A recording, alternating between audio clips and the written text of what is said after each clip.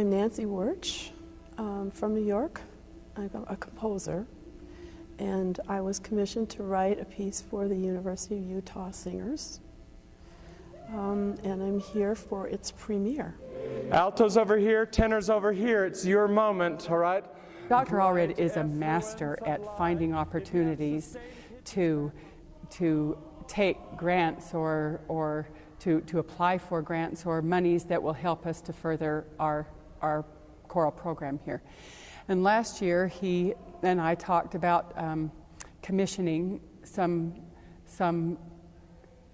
current composers from the United States, but also from outside of the United States, to do some things for university singers. Hail Holy Light is the one that she envisioned the singers singing. And she knew that it needed to be something that was really challenging because she was familiar with us and knew that it needed to be something that would challenge our abilities and really stretch us, and she has. At page 21, the soprano and alto in choir 1 are being obliterated. I hadn't actually heard the group, so I listened to some CDs, and by the time I got halfway through the first one, I realized this is a fabulous group, and they were capable of almost anything. So I decided that I would write a piece that would challenge them. And I wrote a piece that I knew would be, take some doing to work out, but I also knew that he was capable of doing it and teaching it, and that you were capable of learning it. The piece we're doing is incredibly difficult. The text is set in Latin and in English, so you've got that contrasting Latin-English movement, and it's a double choir piece, so there's two choirs kind of calling to each other. I felt like I wanted to write a piece that had a God's presence in it, and so I looked for text that would give me the opportunity to express the love of God, and I came up with that, which describes the light, which is God. The piece is a contrast between at the beginning, where it's like before the creation of the world, there was chaos and confusion and lack of clarity and darkness and void and gloom, and then when God appears as light, and so there's a place where a soprano solo comes in, and it just should pierce that darkness, and that leads the choir into a whole expression of what God and light is, the beauty of God's presence. It was really vital that we come to a point with it where we had the heart of it, that we understood more of the piece than just its words and its notes.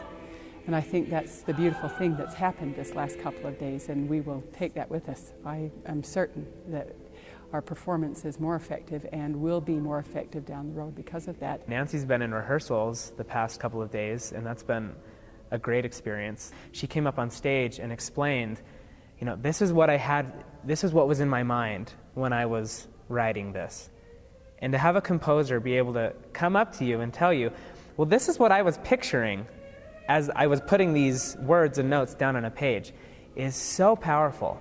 And it answered so many questions for me. And today in rehearsal, she said, I feel like everyone's really absorbing this process and this piece. And I think that's true. I think that when we premiere the piece, it'll be really exciting and it'll be meaningful for everybody, and certainly for Nancy and Dr. Allred, and it's going to be an exciting time.